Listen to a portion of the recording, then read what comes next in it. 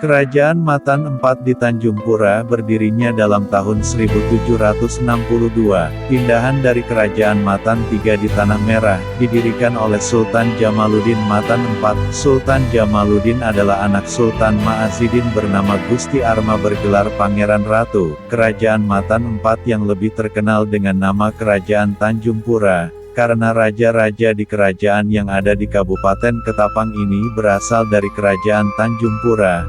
Baik dalam pemerintahan dan kehidupan rakyatnya maju dengan pesat dalam perhubungan pelayaran di laut, berhubungan dengan Pulau Jawa, Banjarmasin, Palembang, Singapura dan Sarawak. Mata uang Tanjung Pura menjadi alat pembayaran yang sah, dan berlaku jual beli di Sarawak dan Banjarmasin. Kegiatan-kegiatan yang menonjol di Kerajaan Tanjung Pura di antara lainnya, berdirinya sebuah pesantren yang menerima santri-santri dari Kota Waringin, Pontianak, Mempawah dan lain-lain, yang dipimpin oleh seorang ulama dari Maghribi, yang bernama Muhammad Aminullah Al-Maghribi. Nama tersebut tertulis pada nisan makamnya, yang berada di makam raja di Tanjung Pura, yang dikenal masyarakat dengan nama Syekh Maghribi.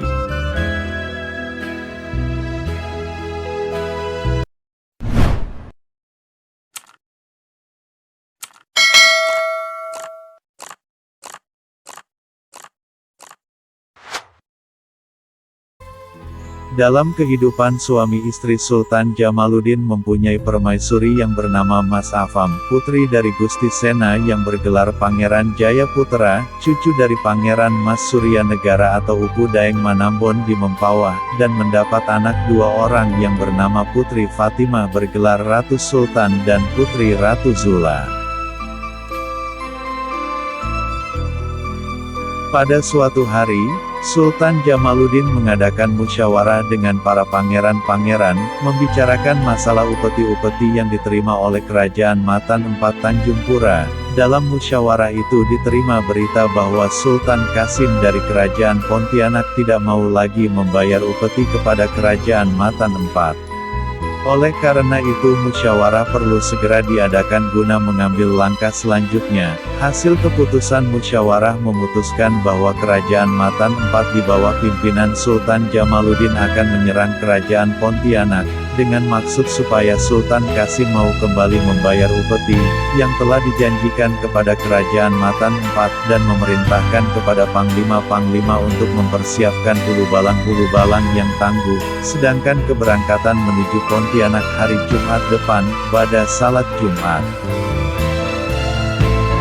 Sampai pada hari dan waktu yang ditentukan, berangkatlah angkatan perang dari Kerajaan Matan IV Tanjung Pura yang dipimpin langsung oleh Sultan Jamaluddin, dengan menggunakan kendaraan perahu.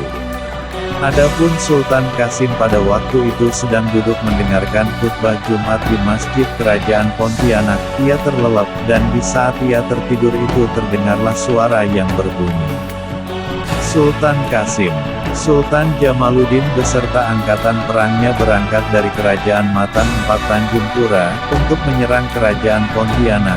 Kalau kamu menunggu di istana kemungkinan kamu akan binasa, tetapi kalau kamu bertemu di tengah perjalanan angkatan perang Kerajaan Matan IV Tanjung Pura yang menuju Pontianak, maka kamu akan bersahabat, sebab musabab timbulnya penyerangan dari Kerajaan Matan IV terhadap Kerajaan Pontianak karena menurut kabar kamu tidak mau membayar upeti kepadanya.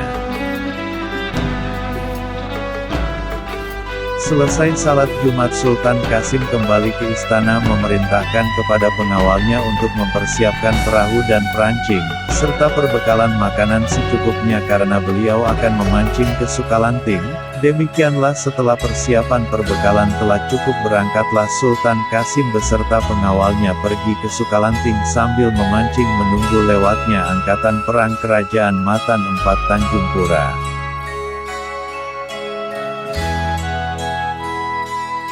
Selama 3 hari 3 malam Sultan Qasim di Sukalanting, maka dari jauh telah tampak iring-iringan perahu angkatan perang Kerajaan Matan IV, dan setibanya di Sukalanting iring-iringan perahu tersebut singgah, karena di tempat itu dilihat salah seorang prajurit ada 3 orang pemancing sedang memancing ikan. Kebetulan rombongan angkatan perang Kerajaan Matan IV kehabisan lauk. Hal ini dilaporkan kepada Sultan Jamaluddin, dan Sultan Jamaluddin pun memerintahkan agar mendatangi pemancing itu, barangkali mereka dapat membagikan ikan pancingannya. Setelah maksud tersebut disampaikan kepada pemancing, maka pemancing yang tak lain adalah Sultan Qasim menyuruh prajurit Kerajaan Matan untuk mengambil tempat ikan yang akan dibagikan, dan sambil bertanya, nampaknya ini adalah rombongan angkatan perang. Prajurit menjawab, betul, kami dari Kerajaan Matan IV akan menyerang Kerajaan Pontianak karena rajanya tidak mau membayar upeti kepada Matan IV Tanjung Pura. Demikianlah percakapan antara pemancing dan prajurit, dan tempat ikan diberikan kepada pemancing. Oleh pemancing ikan lais yang berada di dalam perahunya dibaginya 2, sebagian diberikannya kepada prajurit Matan dan sebagian lagi untuk si pemancing sendiri. Oleh si prajurit ditanyakan kepada si pemancing, berapa harga ikan ini? Dijawab oleh pemancing ikan, kan situ tadi minta bagi dan sudah saya beri sebagian dan sebagian pemberian saya pada rombongan tuanku Sultan, dan sebagian ini untuk kami, kita tidak ada bicara jual beli. Percakapan si pemancing disampaikan kepada Sultan Jamaluddin, dan Sultan Jamaluddin berkata, nanti di Pontianak kita belikan barang-barang keperluan si pemancing dan apabila pulangnya kita berikan padanya sebagai oleh-oleh. Setelah Sultan Qasim selesai memberikan ikan lalu berkemas langsung pulang ke Pontianak mendahului rombongan perahu Sultan Matan IV.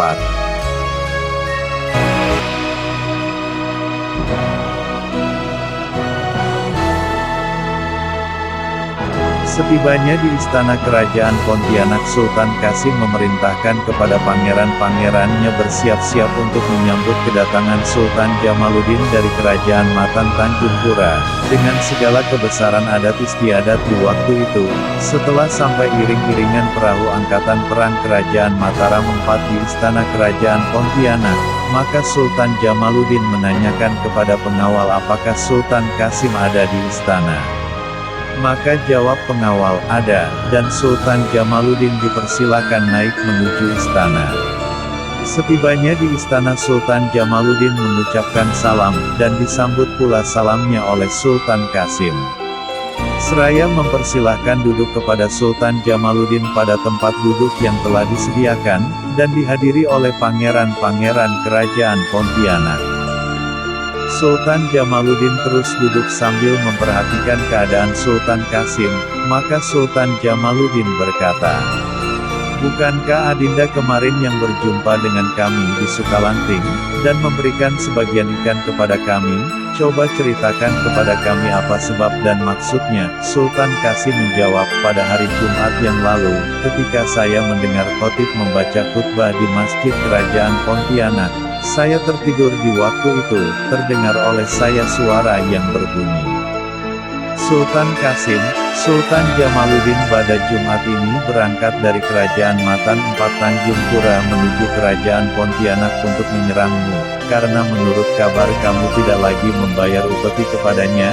Kalau kamu menunggu di istana mungkin akan terjadi pertumpahan darah, tetapi kalau kamu bertemu di dalam perjalanannya menuju kemari kamu akan bersahabat. Itulah tuanku, makanya saya menunggu di Sukalanting. Mengenai masalah upeti itu adalah kabar yang tidak benar. Kami tetap menghormati putusan Sultan terdahulu dan kedaulatan Kerajaan Matan IV Tanjung Pura di bawah pimpinan tuanku. Kalaulah boleh saya mengajukan usul kepada tuanku, untuk lebih mempererat persahabatan antara Kerajaan Matan IV Tanjung Pura dengan Kerajaan Pontianak, ingin saya mengajak tuanku untuk berbesan. Jawaban ini tidak akan saya mintakan sekarang. Sultan Jamaluddin berkata, jawaban hal ini akan saya musyawarahkan dengan keluarga di Tanjung Pura.